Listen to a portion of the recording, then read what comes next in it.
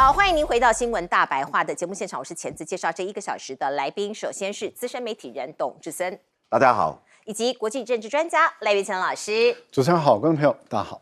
接下来是前海军舰长吕律师。主持人好，各位观众大家好。好，观众朋友，我们来看看美国的兵推有了新的脚本哦。这是来自于美国雪城大学，他日前举行一场兵棋推演哦。首次哦，说是以中国的视角来规划入侵台湾的路径。为什么？因为他们希望可以了解北京可能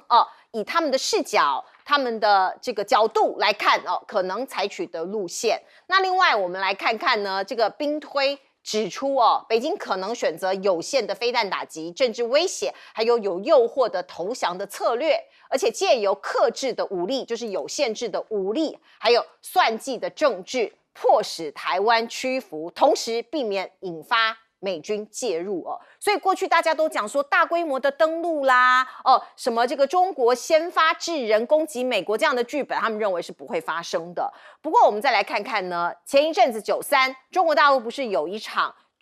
阅兵大典吗？美国的这个智库就讲说，习近平他借着阅兵来宣示取代美国，所以中国大陆已经结束了韬光养晦的战略，现在开始要展现他们的军事实力以及全球的影响力了。不过透过卫星画面我们可以看到呢，中国大陆在长江这里说是有2栖舰队集结说是极为罕见而且处于高度戒备的状态。所以是不是有可能要做什么样的动作呢？说是这些舰种将在渡海突击作战中扮演尖兵的角色，那真的是要突击，真的是要登陆了吗？那我们再来看看，包括美国现在，当然他们在军队的一些策略上面、管理上面有了很大的一个不同。赫格塞斯要求所有的军人观看前一阵子在维吉尼亚，他向那些将军们所发表的这个演讲的内容而且下令说大家都要阅读，如果你不看影像，你要阅读完整的文字，10月底之前要做审查所以军方其实有一些这个美军有些人是很不满意的觉得对他们各种的紧缩各种的限制。那另外我们再来看看挖东墙补西墙，美国海军的 F-35战机潜舰要台霸我们台语说的台霸拆零舰这个是根据美国的政府问责最新的报告，说是因为有一些维修的问题需要解决，所以呢美军他们已经沦落到要从停飞的 F-35还有 F-18的战机以及潜舰上有一些零件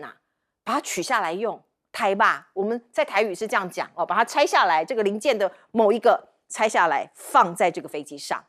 感觉有点不可思议那我们再来看看彭博社怎么讲，他说美国陆军坚持部署高超音速的武器，罔顾测试的数据支撑不足所以他们希望赶快推动可是数据还没有完完全全出来所以感觉有点杀鸡取卵。那我们再来看看，包括美国的盟友现在是不是也陆陆续续有一些状况。我们先来看看日本，这是最新的消息，日本的公民党刚刚宣布要退出自公联合政府，这对高市早苗来说是一个很大很大的变数本来大家都觉得高市大概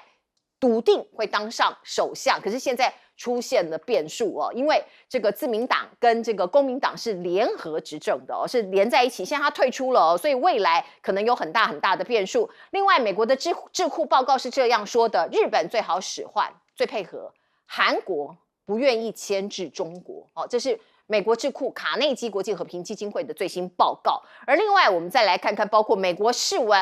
太平洋岛屿为马前卒，像是这些密克罗尼西亚这些岛屿他们就把它当作马前卒嘛，你防堵中国大陆。可是当地居民担心会成为中共的靶心如果真的发生战争，我们是被打着玩的呢？这是25万的岛民虽然人口不多，可是岛链就是他们的家，你把我们当作马前卒，当作一个这个防御的一个前线他们担心美军的军事存在会让他们变成攻击的目标。来，赖老师，两岸间，尤其是台湾过去的智库所做的兵推，基本上来讲可靠、可信度不高。美国的智库这多少年来所做的兵推，可信度、可靠性不高。最主要的原因在哪里？就是对于中国大陆的军事实力的了解不够深入，对于中国大陆的国防科技的发展认识的太肤浅了，所以他们都是根据他们所能够收集到的资料、武器、装备来去做这个假想敌、做推算，然后不管是在电脑中按照既定的程式把变数丢进去以后，然后去演算出可能的结果，然后再做这个兵推。但是由于一开始的时候最初始的 data 就是资料都已经错误的，那你导出来的结论也都错误的。现在93阅兵的时候，大陆第一次就向美国，主要是向美国还有其他的国家展示中国大陆的，还是一部分哦，还不是全部的真正的军事实力。这个军事实力一展示出来以后，坦白说，不管是美国的总统，或者是他的国防部部长，或者是美国的智库，坦白说，全部都受到这个我们讲的就是入伍教育这种震撼弹这种洗礼，把他们吓到了就是这种全部都被吓坏了。为什么？因为大陆在核能力这个部分，从过去是防卫性的战略，它现在已经具有攻击性的战略能力了。那也就是由于大陆具有攻击性的战略能力，它展现在东风61、东风5的这些系列的导弹以外，那他就告诉美国人，美国人也很清楚知道说，这已经不是核弹头数量的问题，而是核战打不起，也不能打，也不应该打。那换言之，也就是说，这两个核武大国之间，如果真的会爆发冲突的话，绝对要排除使用核弹。那绝对要排除使用核弹，那就等于回到常规战争嘛，就是用非核弹的其他的陆军、海军、空军潜舰等等的所有的方式来打。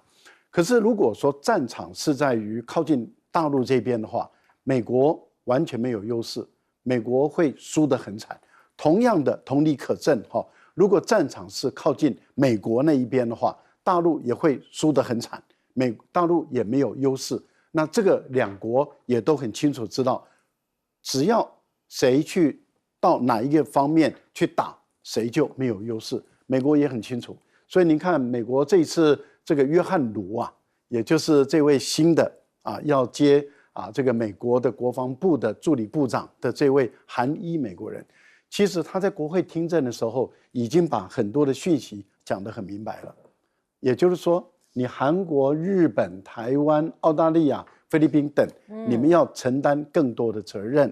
你们要负责你们区域自己的安全，你们要把防卫预算增加到3%到5%，台湾要增加到10%，所以你要自己去打你的战争。其实他的言下之意，也就是说，这场战争是你们的战争，美国会支持你们，但是主角是你，不是美国。那言下之意是，美国人会退到第二线，由你这一些日本、韩国、台湾等你们自己当第一线。可是对于很多日本人来说的话，他就觉得，那我为什么要介入台湾的战争？这也就是为什么台湾有事，就是日本有事，在日本会没有市场，尤其是琉球群岛的人，他们会觉得莫名其妙。韩国人其实也是，韩国人会认为说，我为什么要介入台湾的战争？我如果韩国、我日本不介入台湾的战争，我没有事情了。那我没有事情，我为什么要增加这么多的国防预算？好，那这个情形下就变成是台湾的事了。菲律宾是不是一个咖了？所以我们就把菲律宾把它排除在外。澳大利亚远在天边，而且澳大利亚的军队才6万多人。坦白说，对大陆来讲，一个战区绰绰有余啊。大陆的一个战区可以碾压整个澳大利亚跟纽西兰加起来，都可以把它全部摧毁，这一点困难都没有。好，那就回到只剩下台湾了。所以我个人认为，美国想要煽动日本、韩国等澳大利亚介入台海的战争，我觉得他这个战略，他的这个策略基本上不会成功。好，那我们就来看赖清德他在国庆演说中，他一直在强调我们要增加防卫预算蔡英文已经想方设法增加到2点多了，现在赖清德的目标3.5，到了2030年的时候要达到5%，甚至要达到10%。坦白说，即使你拿到10%，你把台湾的整个总预算都吃掉7-8成左右，你也不过就是760亿，760亿美元。因为我们总共才760亿美元，你把防卫经费都拿走，是大陆的防卫经费随便一编就是2500亿美元。坦白说，这个是大巫见小巫了。台湾军力差太多了，对，赖清德不要欺骗台湾人了。所以军备竞赛这件事情上，我们在台湾其实怎么样的追赶都很难哦。这个可以做一个这样子的一个比拼，来请教舰长。我们讲到啊，一个兵推要能够可信啊，最主要的也就是第一个，他要足够了解对手，也就是他兵推对象的现况。第二个呢，也就是说，你要很中立的来讨论这些问题，而不是迎合你所想要讨好的对象，无论是可能出资的是政府啊，或者出资的是军工复合体啊，你通通都要排除，而且呢，要排除自己的刻板印象。也就是说呢，我们讲到之前有一个上将级的一个兵推啊，他兵推的时间是2030年之后，然后兵推的负责人告诉我们，他这样推是因为他要等着美军的 F-47星座级以及暗鹰这些装备都完成。真的吗？解放军会等吗？那不会。那这也就是兵推之所以要有效，必须要客观。可是我们刚刚讲到的就是不客观。那至于讲到有关于这个长江口的这一个部分呢，那当然我们看到这一个卫星的照片是不清楚的。为什么？因为它用的是欧洲航太的那个卫星，那个卫星大家参考可以，可是要拿来鉴别那个零度根本看不清楚。那我们其实如果看到之前，其实《华尔街日报》它就公布一张，这一张就非常的清楚。这一个主要叫做什么？叫做浦东新区的登陆舰支队的一个登陆码头。那这一个码头，其实大家看起来威胁好像不大，可是如果我们看到在去年2月的时候，它所有的登陆舰排成一列的时候，大家就有点担心了。为什么？因为它有2艘的075的2栖攻击舰，2艘的071，也就是25000吨的这个综合登陆舰，还有一堆子的072的大型登陆舰。那大家就觉得，哎呀，解放军要做什么？对不起，这是2024年2月，到现在已经过了1年半了，什么事都没发生。那另外呢，我们来看到它的这个码头啊，并不是很远，它在哪里？它这个码头其实就在我们讲到的江南造船厂的对面，它就在对面。也就是它如果需要维保的时候，直接回来就好了，也就跨越一个河道而已。我们仔细看它这一个登陆码头啊，这是我们讲到4800吨的072A 的大型登陆舰，我们可以看到它这后面还有一个接驳的码头，可以让它的前面跟后面的跳板都可以接上。我们刚刚讲到说这个兵推要可信啊，你必须要看看对方现在的准则跟教范。那我们这样讲啊，这是2017年那解放军成立90周年在朱日和进行的一个阅兵啊，大家有注意看这个吗？这个其实也就是我们现在讲到的多层双超，也就是它通通都是由攻击直升机，无论是5直10、5直19或者是直8的这个人员运输直升机进行校阅的。难道它是炼辛酸的吗？不，这就是它未来的一个作战的样态。我们讲到多层双超，这里面有非常多层。我们之前讲到的歼6的这一个无人机，也就是它把太除的战机改成这一个无人机的攻击模式，其实也在这个里面呢。也就是说，现在解放军的攻击模式是如此。想一想我们的国防报告书或者4年期的兵力总检讨，你们有这样提吗？还是你们还在打的是像汉光41的诺曼底登陆呢？那更不要讲现在这个可以连接起来的寨桥登陆舰，你们真的完全了解吗？如果你们都不了解，那推出来的就是 garbage in and garbage out。哎，听到董哥。今天最好笑的新闻就是川普见了芬兰的总统，然后讲自己多伟大，结束了8场战争，应该得诺贝尔奖。大家知道他对这个诺贝尔和平奖念之在兹啊，希望奥斯陆赶快颁奖给他。那大家其实看了非常好笑，可是更好笑是这个，他的国防部长赫格塞斯啊，大家记得他2个礼拜前就宣布所有将领通通来听我讲话。川普一看矛头不对，怎么是你讲话？我才是老大。所以川普也到场。那到场以后，川普讲完了，赫格塞斯心有不甘。我讲的东西，各个部队要拿去研读。各位，你现在看到就是回到什么的年代？大家看的是不是觉得很好笑、很突兀？他在跟金总讲，我才是国防部长。那总统当然3军统帅没有错，但是你们要研读我的格言，最好各军种或者他们的类似那种政战总部最好出一本国防部长言行录就是每天早上要来研读。过去我们当兵也常这样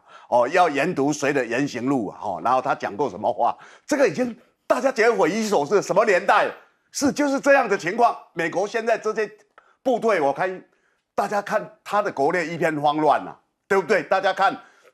总统没事就派着国民兵要去进驻哪个城市。连台湾的行政院长也在学说，我们是不是要进驻台北市、进驻花莲市？我们行政院长也在这样。好，那我讲其实对亚洲很大的不安就是高市早苗，因为他已经被他合作的自民党过去的合作对象，现在不跟他合作了。那公民党跟自民党这个组织已经合作了20年，一直由自民党的总裁等于说他来当首相，这个本来是虽然是不是很稳固，但是对日本来讲，这个社会大家也同意了。可是我们今天看到了，就是公民党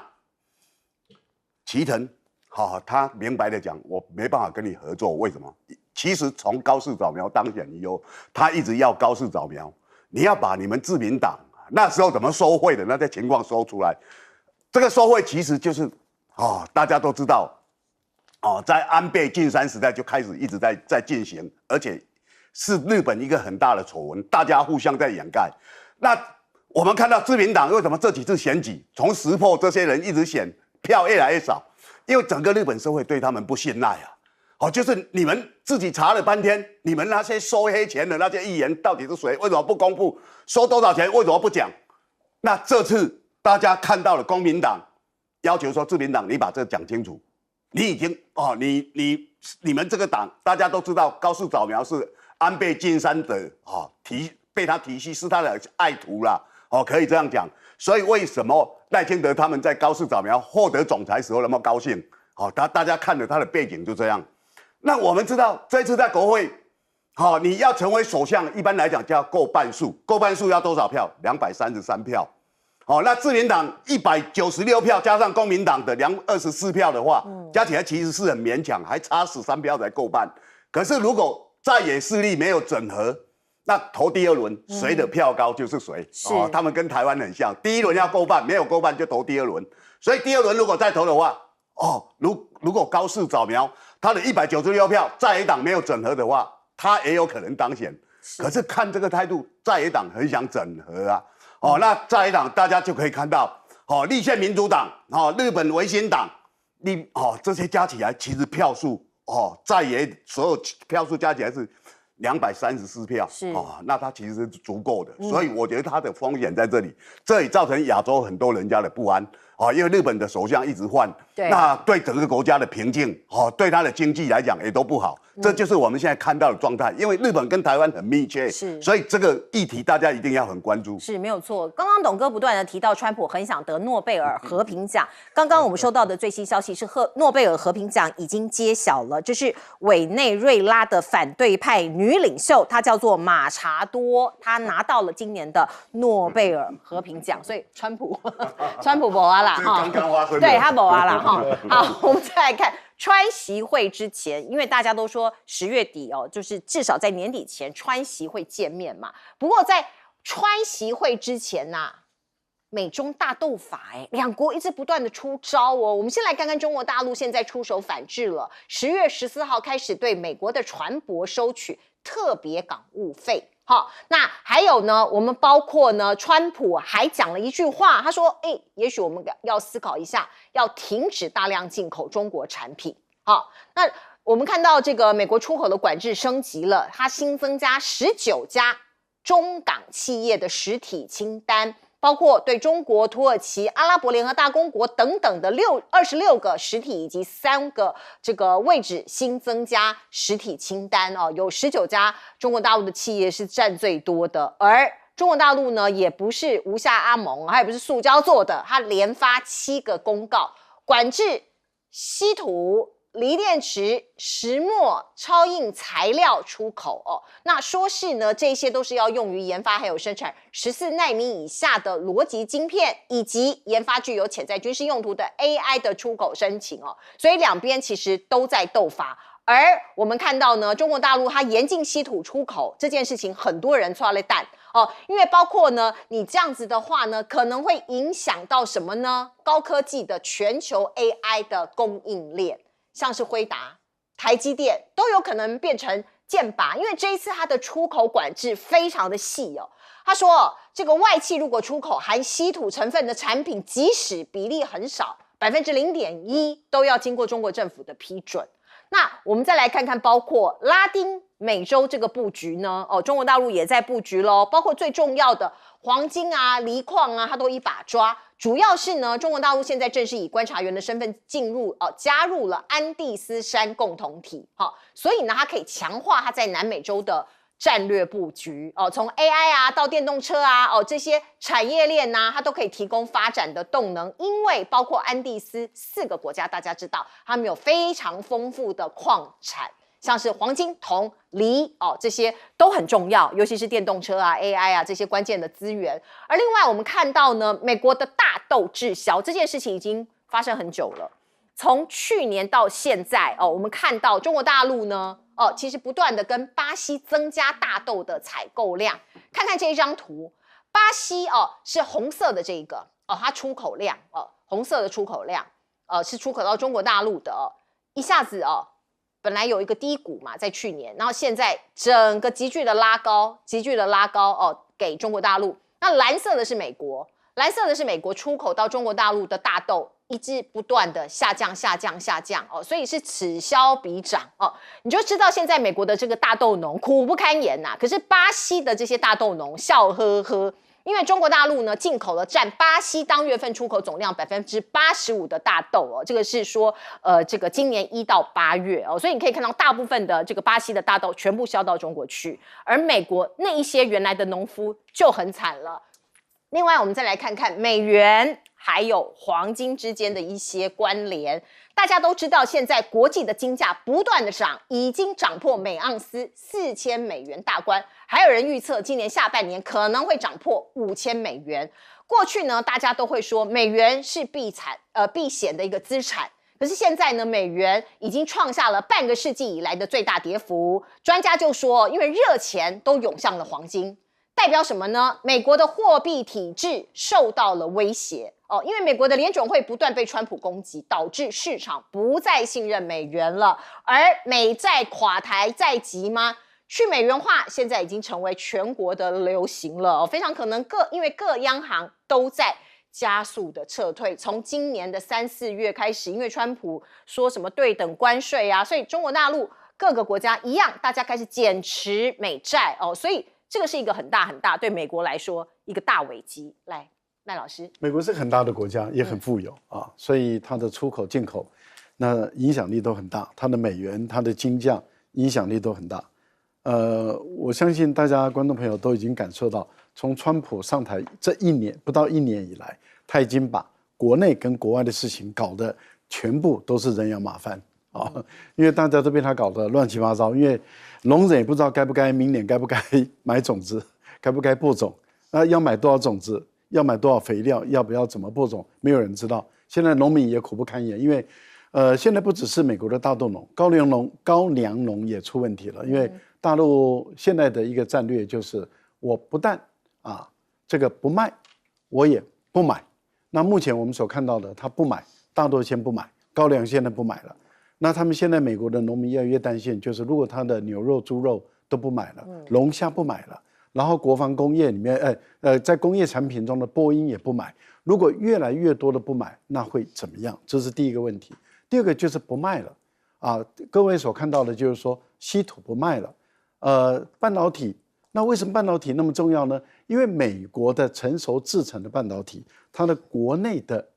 供应量不够，它要大量的进口。那要进口的时候，外国的供应量也不够啊，因为中国大陆有价格优势，也就是14奈米以下的有价格优势，所以不管是台湾啦，或者是这个韩国的三星啊等等的，他们很难跟中国大陆竞争。为什么？因为成熟制程的利润比它薄。他们有价格优势的情形下，美国66%使用的是中国的这个成熟制程的产品，现在也不卖了。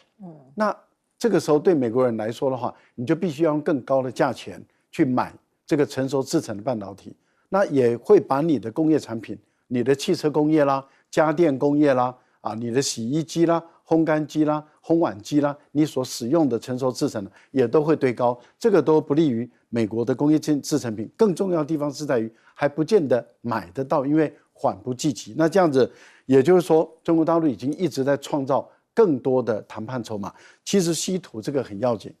为什么？因为你只要含有中国稀土的0.1%，你要买卖的话，你去制造成品之后的买卖都要经过中国大陆的同意。哇，那这个除非你都完全不要中国的稀土，但是问题就在于几乎没有一个工业国家做得到，因为90%的稀土都是从中国供应，所以你只要用到中国0.1的稀土0.1%，你就要经过中国大陆的同意。那他现在如果都不同意你卖给美国，你如果强制的一定要卖给美国，而被大陆抓到的话，那大陆就断供你稀土。一旦断供，绝大部分的企业就会出问题了，所以这个对美国来说压力就很大了。好，那美国该怎么办？其实那就必须要谈判来解决嘛。也就是说，大陆要在谈判前的时候，已经一直在创造更多的谈判的筹码。过去都是美国人在打牌，每一次谈判前就是又去查禁你几家公司，又去制裁你几家公司。每一次谈判前就给你制造一些困扰。现在我们可以看到，中国大陆的反手牌打得是越来越凶的，越来越狠的。这代表什么？其实大陆早就都准备好了，也就是说满手牌，只是什么时候丢出第一张，什么时候丢出第二张。现在我们看到川普说，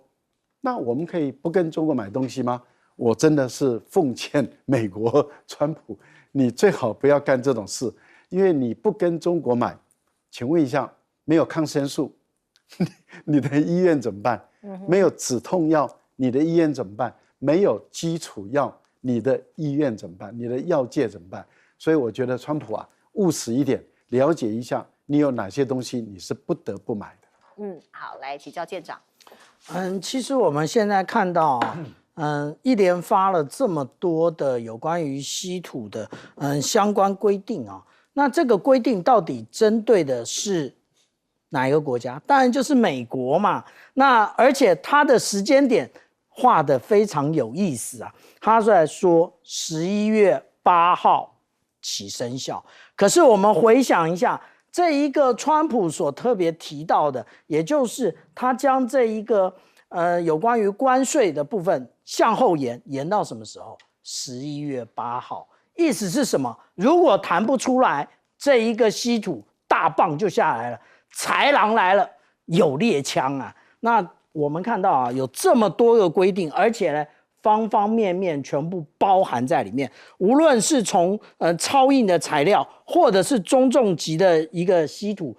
之前我们讲到轻稀土的部分，已经不是最近的，已经是过去的。还有关于设备以及它要用什么样的原料。那这一次公布的是境外以及技术的部分，那更不要讲有关于无人机的部分，也通通在限制之内其实中国大陆有关于稀土的部分，那其实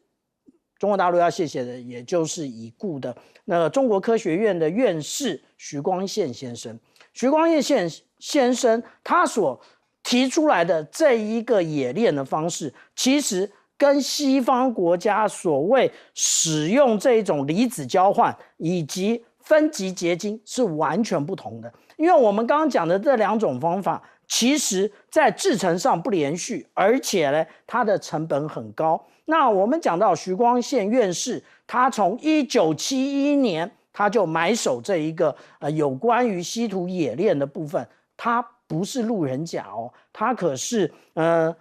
哥伦比亚大学量子化学的博士。那他愿意放弃在美国的种种，回到中国来，然后中国给他所有的资源，其实就灌注在这一个有关于稀土的方式。他提出的叫做串级萃取理论。那这个理论跟其他国家是不一样的。这个也就是为什么中国大陆我们刚刚看的那张手板，它管制所有的，连人员都管制，管制所有的装备。为什么？因为你别的国家没有人员也没有装备，哪怕看了几篇论文也没有办法了。那这个也就是说，紧紧的掐住这个美国它的一个脖子，然后而且11月8号，我们刚刚已经讲到了，这个是它的最后的一个期限。那而且中国大陆继续开扩这个市场，也就是它为什么要加入安第斯山共同体的最重要原因。是，来，请教董哥。其实我们可以看到美国很多对中国大陆的态度，他不晓得现在中国大陆跟过去的那个情势不一样。2018年，当川普开创了那时候的中美贸易大战的时候，中国大陆猝不及防他当然受了非常大的伤害。但是这些年来，他已经把它停下来，然后又做了非常多的修正。其中当然大家最熟悉的，它的致命武器就是稀土。那这个稀土，它这一次在对付美国里面会发现有效啊。那这有效，当然刚刚小店长都讲了，大家知道关键就在 APEC 会议，他们2个碰面以后会有怎么样结果？如果没有结果的话，那就是照这个规定下去实施。所以他有一个缓冲的手法，这个缓冲手法是从哪里学来？从川普啊。川普关税，告诉你几月几号我要怎么样怎么样，然后到时间之后我再延长，就是行政权的无限扩张。那大家看了当然中国大陆有给川普非常多的面子，但是我给你面子，你有没有回复？譬如讲他的面子是什么？是 TikTok 在美国的，我就遵照你，那我们持股只剩下19.9%，合乎美国的法令。这个法令是特别为 TikTok 而设的因人设法就说你不能超过20%，好，那我就19.9%，可以吗？那你们美国自己找人来持我们 TikTok 的股份，就这样。所以以前中国大陆是一直闷着打，那闷着打，这回我也给你一点甜头，但是我要看你的态度啊。川普显然没有这样啊，川普这个人就是软土生结的，你就是要对他强硬。现在中国大陆慢慢的知道，你对他强硬，不用理他，等他来苦苦哀求，你让他的话，他继续就得寸进尺，这是很明显的。全世界每个国家现在已经看清楚了，原来川普是这样的面貌嘛，对不对？所以川普就是一个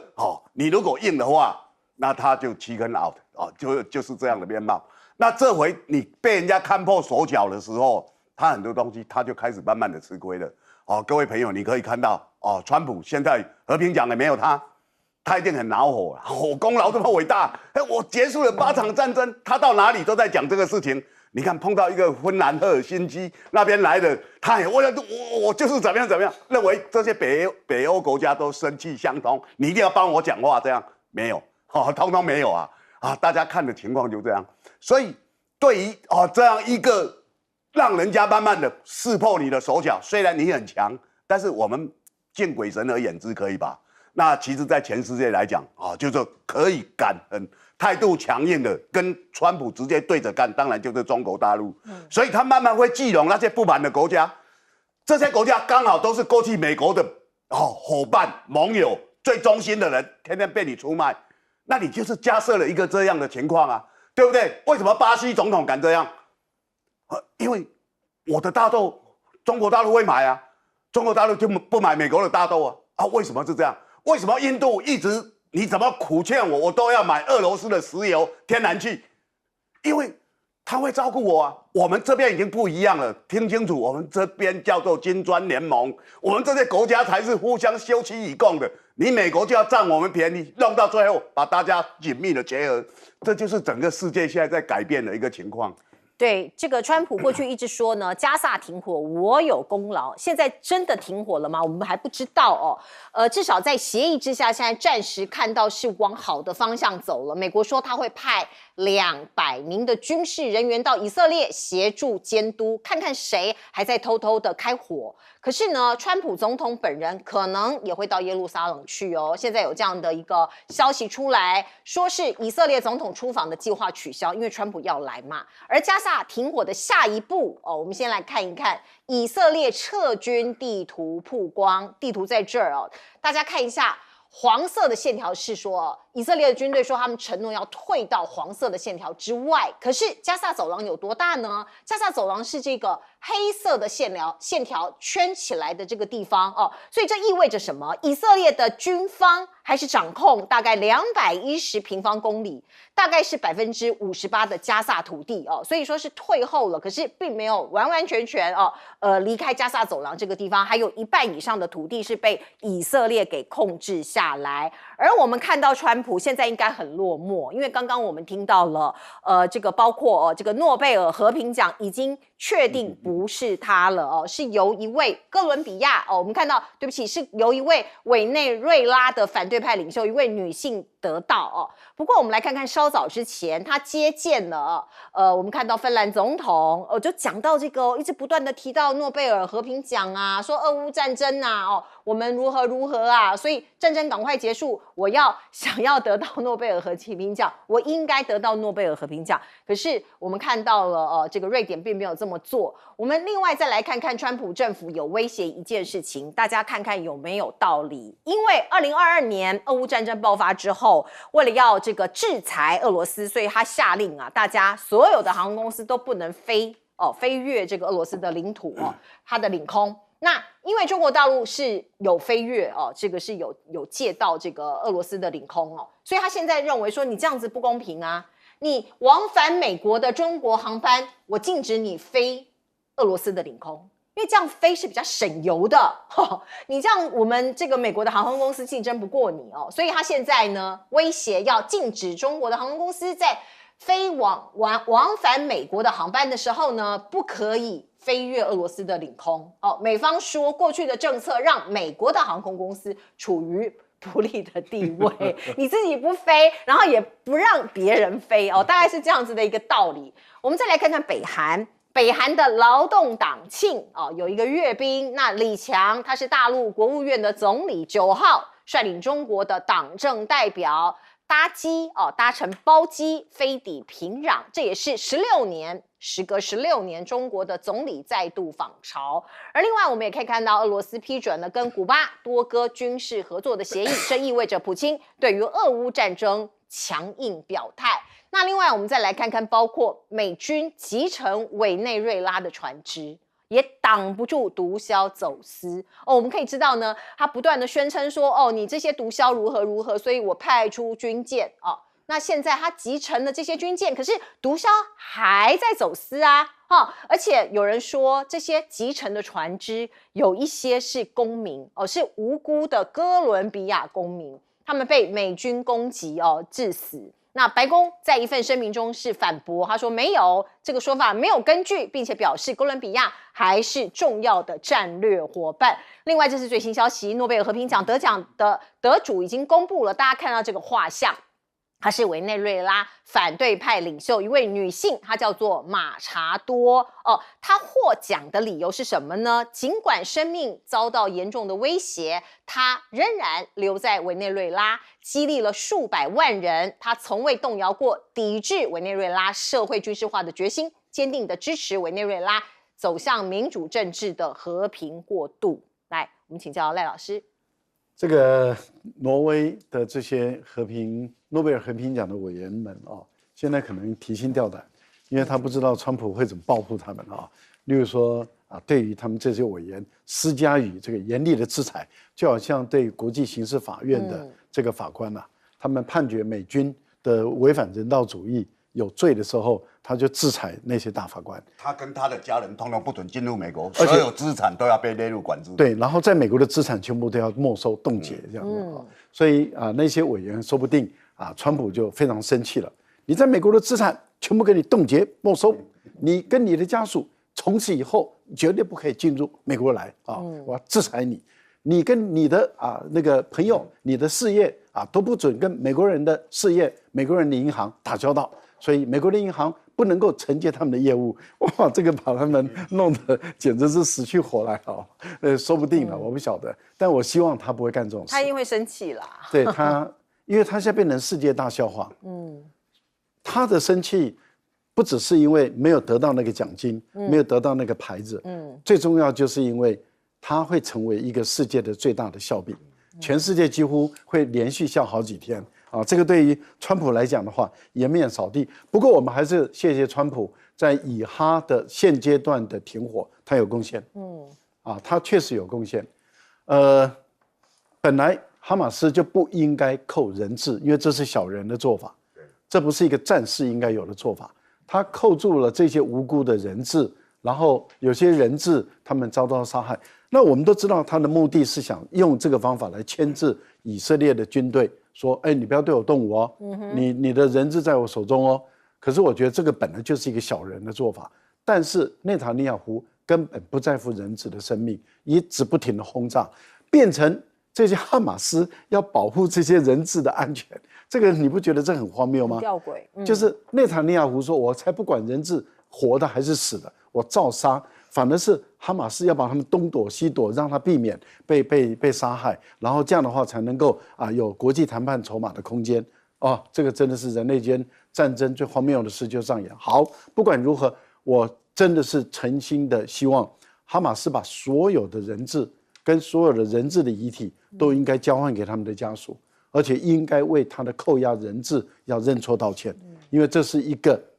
不人道的行为。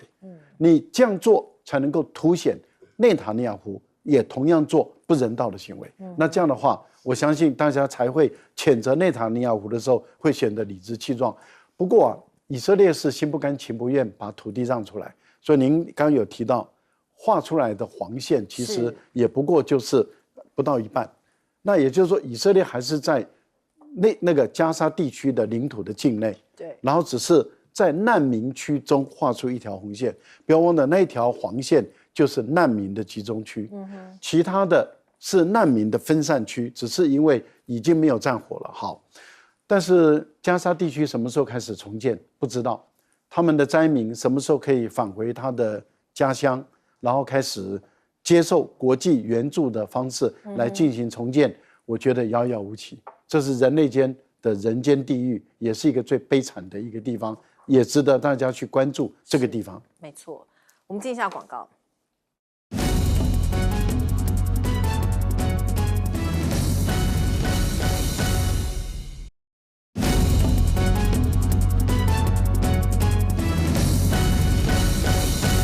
加萨走廊的难民可以松一口气了吗？现在看起来暂时战火是停歇了，可是会维持下去吗？来，请教舰长。没有拿到诺贝尔和平奖的川普，还有那个决心继续维持下去吗？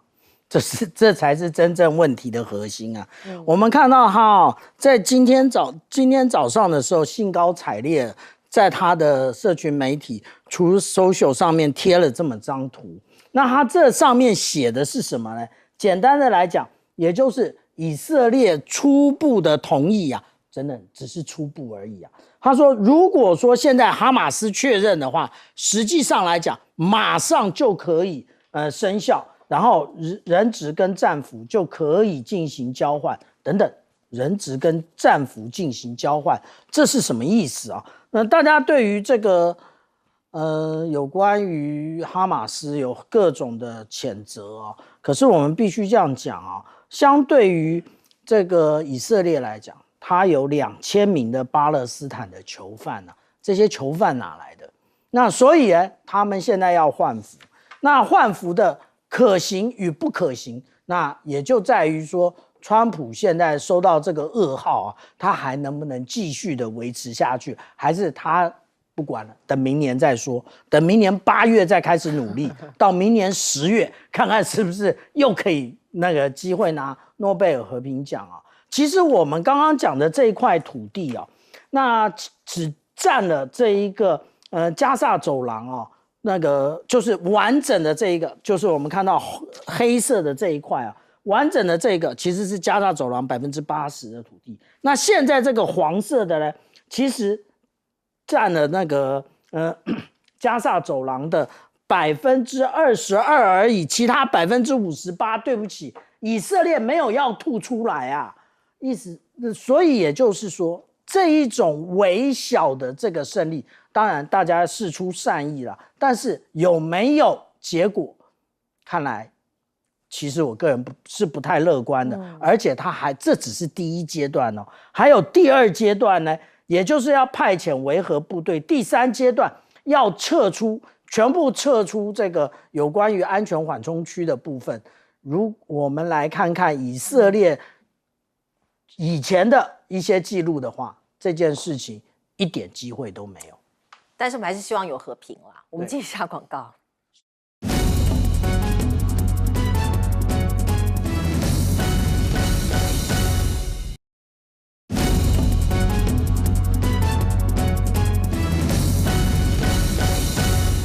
请教董哥，